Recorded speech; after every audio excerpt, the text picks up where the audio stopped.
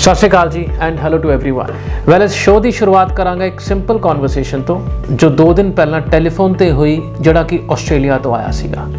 Covid ਤੋਂ ਪਹਿਲਾਂ ਇੱਕ ਕਪਲ ਆਸਟ੍ਰੇਲੀਆ ਲਈ ਇੱਥੋਂ ਆਪਣੇ ਸੁਪਨੇ ਲੈ ਕੇ ਗਿਆ। ਆਪਾਂ ਜ਼ਿੰਦਗੀ ਨਵੀਂ ਸ਼ੁਰੂ ਕਰਦੇ ਪਏ ਹਾਂ, ਆਹ ਕਰਾਂਗੇ ਤੇ ਉਹ ਕਰਾਂਗੇ, ਜੋ ਦਿਮਾਗ 'ਚ ਹੁੰਦਾ, ਜਿਸ ਕਰਕੇ ਵੀਜ਼ਾ ਅਪਲਾਈ ਕੀਤਾ ਦੋਨੋਂ ਜੀਆਂ ਨੇ ਮਿਲ ਕੇ। ਤੇ ਅੱਜ ਫੋਨ ਦਾ ਕਨਵਰਸੇਸ਼ਨ ਦਾ ਮਕਸਦ ਕੀ ਸੀਗਾ, ਸਾਡਾ ਛੱਡ ਛੜਾ ਹੋ ਗਿਆ ਤੇ ਹੁਣ ਮੈਂ ਅੱਗੇ ਕੀ ਕਰ ਸਕਦਾ ਹੈਗਾ। ਉਹ ਇੱਕ ਲਾਈਨ ਨੇ ਮੈਨੂੰ ਇਹ ਸੋਚਣ ਲਈ ਮਜਬੂਰ ਕਰਤਾ ਕਿ ਆਸਟ੍ਰੇਲੀਆ ਨਵਾਂ ਕੈਨੇਡਾ ਤਾਂ ਨਹੀਂ ਬਣ ਜੂ ਕਿਤੇ। ਕੈਨੇਡਾ ਜਿੱਥੇ ਹਸਬੈਂਡ ਵਾਈਫ ਇਕੱਠੇ ਨਹੀਂ ਜਾ ਸਕਦੇ। ਕੈਨੇਡਾ ਜੋ ਪਿਛਲੇ ਸਾਲ ਬਹੁਤ ਜ਼ਿਆਦਾ ਹਾਈਲਾਈਟ 'ਚ ਰਿਹਾ ਸੀਗਾ due to certain marriage cases ਜਿਹੜੇ ਆਪਣੇ ਪੰਜਾਬ 'ਚ ਹੋਏ ਸੀਗੇ। ਹੋਰ ਡਿਗ ਡਾਊਨ ਕੀਤਾ, ਹੋਰ ਸੋਚਿਆ। ਹਾਈ ਕਮਿਸ਼ਨ ਦੀ ਵੈਬਸਾਈਟ ਦੇ ਉੱਤੇ ਜਦ ਇੱਕ ਡੋਮੈਸਟਿਕ ਵਾਇਲੈਂਸ ਦਾ ਟੈਬ ਪੜਿਆ, ਉਦੋਂ ਕਿਤੇ ਨਾ ਕਿਤੇ ਯਕੀਨ ਹੋ ਗਿਆ ਸਰਕਾਰਾਂ ਵੀ ਇਹ ਚੀਜ਼ ਦੇਖਦੀਆਂ ਪਈਆਂ ਨੇ। ਉਹ ਟੈਬ ਪਤਾ ਨਹੀਂ ਕਿੰਨੇ ਸਾਲਾਂ ਦਾ ਉੱਥੇ ਹੋਏਗਾ, ਕਦੇ ਧਿਆਨ ਨਹੀਂ ਗਿਆ ਓਨੈਸਟਲੀ। ਪਰ ਜਦ ਕਨਵਰਸੇਸ਼ਨ ਹੋਈ, ਰਿਲੇਟ ਕੀਤਾ ਕੈਨੇਡਾ ਨੂੰ ਤੇ ਸਿੱਧਾ ਆਸਟ੍ਰੇਲੀਆ ਦੀ ਹਾਈ ਕਮਿਸ਼ਨ ਦੀ ਵੈਬਸਾਈਟ ਦੇਖਣ ਦਾ ਮਨ ਕਰ ਗਿਆ। ਕਿਤੇ ਇਹ ਉਸ ਪਾਰਟਿਕੂਲਰ ਵਿੱਚ ਕੀ ਐਡਰੈਸ ਕਰ ਸਕਦਾ, ਮੈਂ ਉਸ ਬੰਦੇ ਦੀ ਮਦਦ ਕਿਵੇਂ ਕਰ ਸਕਦਾ ਜੋ ਆਸਟ੍ਰੇਲੀਆ ਦੇ ਵਿੱਚ ਅੱਜ ਅਲੱਗ ਹੋਣ ਕਰਕੇ ਕਿਸੇ ਵੀ ਵੀਜ਼ਾ ਤੇ ਨਹੀਂ ਹੈਗਾ। ਕਿਉਂਕਿ ਜਦ ਤੁਸੀਂ ਇੱਥੋਂ ਬਾਹਰ ਜਾਂਦੇ ਹੋ ਸਟੂਡੈਂਟ ਵੀਜ਼ਾ ਉੱਤੇ, ਇੱਕ ਮੇਨ ਸਟੂਡੈਂਟ ਹੁੰਦਾ, ਦੂਸਰਾ ਡਿਪੈਂਡੈਂਟ ਹੁੰਦਾ। ਡਿਪੈਂਡੈਂਟ ਮਤਲਬ ਜਿਹੜਾ ਆਪਣੇ ਮੇਨ ਬੰਦੇ ਦੇ ਸਾਥੀ ਦੇ ਨਾਲ ਇੱਥੋਂ ਜਾ ਰਿਹਾ ਹੈਗਾ। ਜੋ ਉਹਦੇ ਨਾਲ ਹੋਏਗਾ, ਮੇਨ ਬੰਦੇ ਦੇ ਨਾਲ, ਚੰਗਾ ਮਾੜਾ ਇਹਦੇ ਨਾਲ ਹੋਏਗਾ ਕਿਉਂਕਿ ਇਹ ਡਿਪੈਂਡੈਂਟ ਹੈ। ਹਾਊਐਵਰ ਇਹ ਇੱਕ ਪਾਵਰ ਵੀ ਹੈਗੀ ਹੈ ਉਸ ਮੇਨ ਸਟੂਡੈਂਟ ਨੂੰ, ਉਸ ਮੇਨ ਸਟੂਡੈਂਟ ਦੇ ਕੋਲ, ਉਹਦੇ ਵੀਜ਼ਾ ਦੇ ਕੋਲ, ਦੈਟ ਉਹ ਜੇ ਕੁਝ ਇਹੋ ਜਿਹੀ ਸਿਚੁਏਸ਼ਨ ਆਂਦੀ ਹੈ, ਐਕਸ਼ਨ ਲੈ ਕੇ ਆਪਣੇ ਡਿਪੈਂਡੈਂਟ ਨੂੰ ਆਰ ਪਾਰ ਕਰ ਸਕਦਾ ਹੈ। ਹੁਣ ਡਿਪੈਂਡੈਂਟ ਕੋਲ ਕੀ ਆਪਸ਼ਨ ਰਹੇਗੀ ਪਤਾ ਨਹੀਂ, ਹਾਲਾਤ ਕੀ ਹੈ ਉਹਦੇ, ਕਿ ਉਹਦੇ ਕੋਲ ਆਲਸ ਹੈ ਕਿ ਉਹਦਾ ਆਪਦਾ ਸਟੂਡੈਂਟ ਵੀਜ਼ਾ ਕਨਵਰਟ ਹੋ ਸਕਦਾ ਜਾਂ ਉਹਨੂੰ ਵਾਪਸ ਆਉਣਾ ਪਊਗਾ ਜਾਂ ਅੱਗੇ ਇਲੀਗਲ ਜਾਊਗਾ।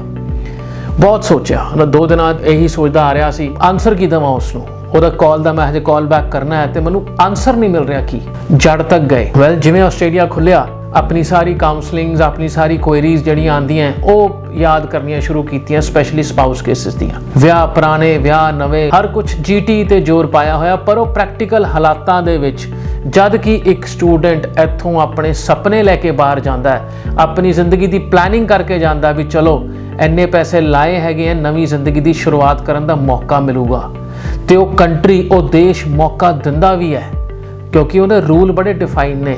ਪਹਿਲਾਂ ਆ ਕਰਕੇ ਤੁਸੀਂ ਇੱਥੇ ਪਹੁੰਚੋਗੇ, ਸਟੈਪ ਬੀ ਕਰਕੇ ਸਟੈਪ ਸੀ ਤੇ ਪਹੁੰਚੋਗੇ, ਐਂਡ ਅਲਟੀਮੇਟ ਮੰਜ਼ਿਲ ਪੀਆਰ। ਜੇ ਤੁਹਾਡੇ 'ਚ ਦਮ ਹੈਗਾ, ਜੇ ਤੁਹਾਡਾ ਸਿਸਟਮ ਸਹੀ ਹੈਗਾ ਤਾਂ ਡੈਫੀਨੇਟਲੀ ਤੁਹਾਨੂੰ ਮਿਲੇਗੀ ਹੀ ਮਿਲੇਗੀ। ਪਰ ਉਸ ਐਂਡ ਡੈਸਟੀਨੇਸ਼ਨ ਤੇ ਪਹੁੰਚਣ ਤੋਂ ਪਹਿਲਾਂ ਹੀ ਜਦ ਕੁਝ ਇਹੋ ਜਿਹੇ ਕਲੇਸ਼ ਹੋ ਜਾਂਦੇ ਨੇ ਹਸਬੈਂਡ ਵਾਈਫ ਦੇ ਵਿੱਚ, ਜਿੱਥੇ ਕਿ ਉਹ ਸਾਰਾ ਮਕਸਦ ਹੀ ਭੁੱਲ ਜਾਂਦੇ ਨੇ ਵੀ ਉੱਥੇ ਗਏ ਕਿਉਂ ਸੀਗੇ, ਇੱਕ ਦੂਜੇ ਦਾ ਸਾਥ ਸੀਗਾ, ਇਮੋਸ਼ਨ, ਫਾਈਨੈਂਸ਼ੀਅਲ।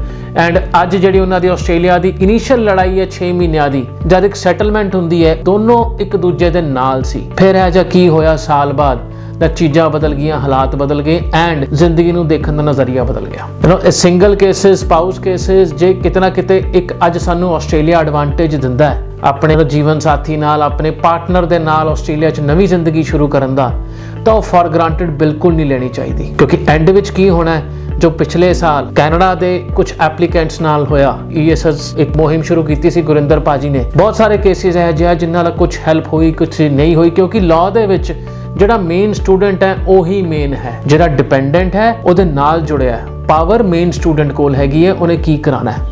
ਵੈਲ ਇਹਨੂੰ ਆਪਾਂ ਜਦ ਰਿਸ਼ਤਿਆਂ ਨੂੰ ਵੀਜ਼ਿਆਂ ਦੇ ਨਾਲ ਤੋਲਾਂਗੇ, ਪੈਸਿਆਂ ਦੇ ਨਾਲ ਤੋਲਾਂਗੇ, ਇਹ ਚੀਜ਼ਾਂ ਕਦੇ ਖਤਮ ਨਹੀਂ ਹੋਣੀਆਂ।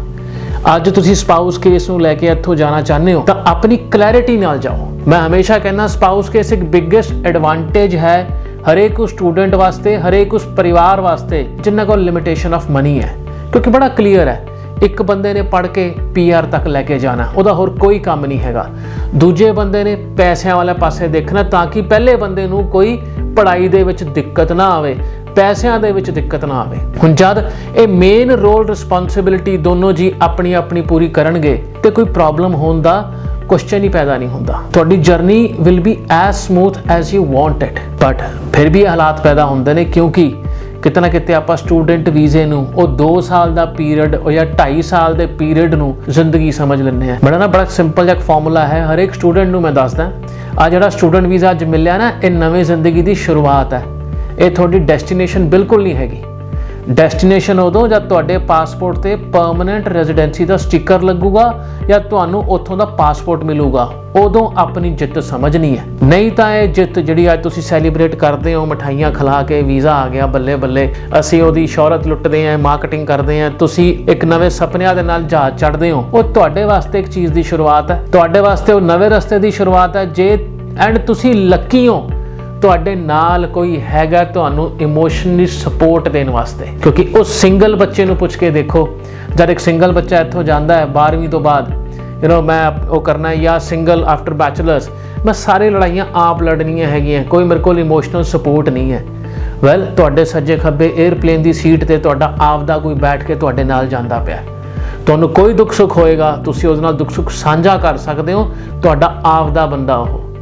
whereas ਇੱਕ ਸਿੰਗਲ ਐਪਲੀਕੈਂਟ, ਉਹਦੇ ਲਈ ਤਾਂ ਦੁਨੀਆ ਹੈ ਸਾਰੀ ਜਿਹਨਾਂ ਨਾਲ ਆਪਣੇ ਦੁੱਖ ਸ਼ੇਅਰ ਕਰੇਗਾ, ਤੇ ਦੁਨੀਆ ਤੇ ਵਿਸ਼ਵਾਸ ਹੋਣ ਨੂੰ ਟਾਈਮ ਲੱਗਦਾ ਹੈ। ਜੇ ਮੈਂ ਆਪਣੇ ਡਿਪੈਂਡੈਂਟ ਨਾਲ ਜਾਵਾਂ, ਆਈ ਸ਼ੁੱਡ ਬੀ ਥੈਂਕਿੰਗ ਗੋਡ, ਮੇਰੇ ਨਾਲ ਕੋਈ ਸੁਣਨ ਵਾਲਾ ਹੈਗਾ, ਮੇਰੇ ਨਾਲ ਕਾਲਜ 'ਚ ਕੀ ਹੋਇਆ, ਮੇਰੇ ਨਾਲ ਕੰਮ ਤੇ ਕੀ ਹੋਇਆ, ਮੈਂ ਕਿਸੇ ਨਾਲ ਆਪਣਾ ਦੁੱਖ ਸਾਂਝਾ ਕਰ ਸਕਦਾ, ਤੇ ਉਹ ਜਿਹੜਾ ਮੇਰਾ ਹਮਸਫਰ ਹੈ ਉਹ ਐਂਡ ਤੱਕ ਮੇਰੇ ਨਾਲ ਹੋਏਗਾ। ਇਹ ਬਲੈਸਿੰਗ ਨਹੀਂ ਹੈ, ਇਹ ਇੱਕ ਵਰਦਾਨ ਨਹੀਂ ਤੁਹਾਨੂੰ ਮਿਲਿਆ ਹੋਇਆ ਜਦ ਤੁਸੀਂ ਆਪਣਾ ਆਸਟ੍ਰੇਲੀਆ ਦਾ ਸਟੂਡੈਂਟ ਵੀਜ਼ਾ ਕਰਨ ਦੀ ਤਿਆਰੀ ਕਰਦੇ ਪਏ ਹੋ, ਨਾਲ ਤੁਹਾਡੇ ਹਸਬੈਂਡ ਜਾਂ ਵਾਈਫ ਤੁਹਾਡੇ ਨਾਲ ਜਾਂਦੀ ਪਈ ਹੈ। ਇਹ ਸ਼ੋਅ ਜਾਂ ਕੰਟੈਂਟ ਦਾ ਮਕਸਦ ਮਾਰਕੀਟਿੰਗ ਬਿਲਕੁਲ ਨਹੀਂ ਹੈਗਾ, ਇਹ ਉਹ ਹੈ, ਇੱਕ ਡਰ ਹੈ, ਇੱਕ ਜਿਹੜੇ ਕੁਐਰੀਜ਼ ਆਉਂਦੀਆਂ ਪਈਆਂ ਹੈਗੀਆਂ ਜਾਂ ਜਿਹੜਾ ਫੀਡਬੈਕ ਹੈ, ਜਿਵੇਂ ਕਨਵਰਸੇਸ਼ਨ ਅੱਜ ਟੈਲੀਫੋਨ ਤੇ ਆਇਆ, ਇਹ ਉਹ ਡਰ ਹੈ ਮੇਰਾ। ਕਿਤੇ ਆਸਟ੍ਰੇਲੀਆ ਨੂੰ ਵੀ ਜਿਹੜਾ ਆਪਾਂ ਨੂੰ ਅੱਜ ਸਟੂਡੈਂਟ ਵੀਜ਼ੇ ਦਾ ਆਪਣੇ ਦੇਸ਼ ਨੂੰ ਵਰਦਾਨ ਮਿਲਿਆ ਹੋਇਆ ਹੈ, ਬਿਕੋਜ਼ ਆਪਣੇ ਕੋਲ ਆਬਾਦੀ ਵੀ ਹੈ, ਪੈਸਾ ਵੀ ਹੈ ਤੇ ਸੋਚ ਵੀ ਹੈ ਬਾਹਰ ਜਾਣ ਦੀ। ਮੈਂ ਆਪਣੇ ਆਪ ਨੂੰ ਇੰਡੀਆ 'ਚ ਲੱਕੀ, ਮੈਂ ਇਸ ਕਾਰੋਬਾਰ 'ਚ ਐਸੋਸੀਏਟਡ ਹੈ ਕਿਉਂਕਿ ਇੰਡੀਆ ਨੂੰ ਵਰਦਾਨ ਮਿਲਿਆ ਇਸ ਟਾਈਮ ਤੇ। ਜਦ ਵੀ ਕਿਤੇ ਕੋਈ ਦੂਰ ਪਾਲਿਸੀ ਬਣਦੀ ਹੈ ਨਾ ਸਟੂਡੈਂਟ ਵੀਜ਼ੇ ਦੀ, ਕਿੱਥੋਂ ਬੱਚੇ ਬੁਲਾਣੇ ਆ, ਇੰਡੀਆ ਦਾ ਨਾਮ ਆਟੋਮੈਟਿਕਲੀ ਉਸ 'ਚ ਆਉਂਦਾ ਹੈ। ਕਿਉਂ ਆਉਂਦਾ ਹੈ? ਤੁਹਾਨੂੰ 3 ਫੈਕਟਰ ਮੈਂ ਦੱਸਦੇ। ਹੁਣ ਜਦ ਮੇਰੇ ਕੋਲ ਐਡਾ ਵੱਡਾ ਵਰਦਾਨ ਹੈ, ਉਹ ਵਰਦਾਨ ਨੂੰ ਮੈਂ ਮਿਸਯੂਜ਼ ਕਿਉਂ ਕਰਦਾ ਪਿਆ? ਉਹ ਵਰਦਾਨ ਨੂੰ ਮੈਂ ਵਰਦਾਨ ਲੈ ਕੇ ਕਿਉਂ ਨਹੀਂ ਚੱਲਦਾ ਪਿਆ ਜਿਹਦੇ ਨਾਲ ਮੇਰੀ ਜ਼ਿੰਦਗੀ ਸੈੱਟ ਹੋ ਸਕਦੀ ਹੈ, ਜਿਹਦੇ ਲਈ ਸਟਰਗਲ ਕਰਦੇ ਹਾਂ ਆਪਾਂ? ਤਾਂ ਮੇਰੀ ਇੱਕੋ ਬੇਨਤੀ, ਇੱਕੋ ਰਿਕੁਐਸਟ ਤੇ ਇੱਕੋ ਸਲਾਹ ਰਹੇਗੀ ਉਹ ਸਾਰੇ ਡਿਪੈਂਡੈਂਟ ਵੀਜ਼ਿਆਂ ਵਾਸਤੇ, ਉਹ ਸਾਰੇ ਸਪਾਊਸ ਕੇਸਿਸ ਵਾਸਤੇ, ਕਿਤੋਂ ਵੀ ਲਾਂਦੇ ਪਏ ਨੇ, ਇਕੱਠੇ ਜਾਂਦੇ ਪਏ ਹੋ, ਇਹਨੂੰ ਇੱਕ ਬਲੈਸਿੰਗ ਲੈ ਕੇ ਚੱਲਣਾ। ਤੇ ਬਲੈਸਿੰਗ ਉਦੋਂ ਤੁਹਾਡੀ ਨਾਲ ਹੋਏਗੀ ਜਦ ਤੁਸੀਂ PR ਲੈ ਲਓਗੇ। ਜਿਹੜਾ ਵਿਚਲਾ ਰਸਤਾ ਹੈ ਨਾ, ਤੁਸੀਂ ਪੈਸੇ ਜਿੰਨੇ ਮਰਜ਼ੀ ਕਮਾ ਲਓ, ਦੁਨੀਆ ਜਿੰਨੀ ਮਰਜ਼ੀ ਦੇਖ ਲਓ, ਪਰ ਜਦ 4 ਸਾਲ ਬਾਅਦ, 5 ਸਾਲ ਬਾਅਦ ਜਾਂ 7 ਸਾਲਾਂ ਬਾਅਦ ਉਸ ਦੇਸ਼ 'ਚ ਪੱਕੇ ਨਹੀਂ ਹੋਏ, ਵਾਪਸ ਆਉਣਾ ਪੈ ਗਿਆ, ਉਹ ਸਿਰਫ ਇੱਕ ਐਕਸਪੀਰੀਅੰਸ ਬਣ ਕੇ ਰਹਿ ਜਾਊਗਾ ਦਿਮਾਗ ਦੇ ਵਿੱਚ। ਲੋਕਾਂ ਨੂੰ ਕਹਾਣੀਆਂ ਸੁਣਾਉਣ ਜੋਗੇ ਹੋਵਾਂਗੇ, ਅਸੀਂ ਗਏ ਸੀ ਤਾਂ ਅਸੀਂ ਆਹ ਕੀਤਾ ਤੇ ਅਸੀਂ ਉਹ ਦੇਖਿਆ, ਤੇ ਲੋਕਾਂ ਨੂੰ ਗੱਲਾਂ ਸੁਣਾਉਣ ਜੋਗੇ, ਦੈਟਸ ਇਟ। whereas ਇੱਕ ਦੂਜੀ ਜ਼ਿੰਦਗੀ, ਉੱਥੇ ਰਹਿ ਕੇ ਪੱਕੇ ਹੋ ਕੇ ਆਪਣੀ ਜ਼ਿੰਦਗੀ ਦੇ ਮਜ਼ੇ ਲੈਂਦੇ ਹੋਏ। ਤਾਂ ਅੱਜ ਜਦ ਤੁਸੀਂ ਆਪਣਾ ਸਟੈਪ ਲੈਣੇ ਪਏ ਹੋ, ਸਾਰੇ ਫੈਕਟਰਸ ਦੇਖ ਕੇ, ਇੱਕ ਪਿੱਛੇ ਆਪਣੇ ਸ਼ੋਲਡਰ ਦੇ ਪਿੱਛੇ ਇੱਕ ਵਾਰ ਜ਼ਰੂਰ ਦੇਖਣਾ, ਜਿਹੜੇ ਮਾਪਿਓ ਤੁਹਾਡੇ ਬਾਹਰ ਜਾਣ ਦੇ ਆਸ ਲਾਈ ਬੈਠੇ ਹੈ ਐਂਡ ਚੰਗੀ ਜ਼ਿੰਦਗੀ ਦੀ ਸੋਚ ਰੱਖਦੇ ਆ, ਚਲੋ ਮੇਰਾ ਮੁੰਡਾ ਜਾਂ ਮੇਰੀ ਕੁੜੀ ਤਾਂ ਸੈੱਟ ਹੋ ਗਈ ਹੈ, ਉਹਨਾਂ ਦੇ ਸੁਪਨੇ ਤੁਹਾਡੇ ਆਪ ਦੇ ਸੁਪਨੇ ਤੁਸੀਂ ਪੂਰੇ ਕਰਨੇ ਤੇ ਤੁਸੀਂ ਤਬਾਹ ਕਰਨੇ ਹੈ। ਸੋਚਣਾ ਜ਼ਰੂਰ। Thank you.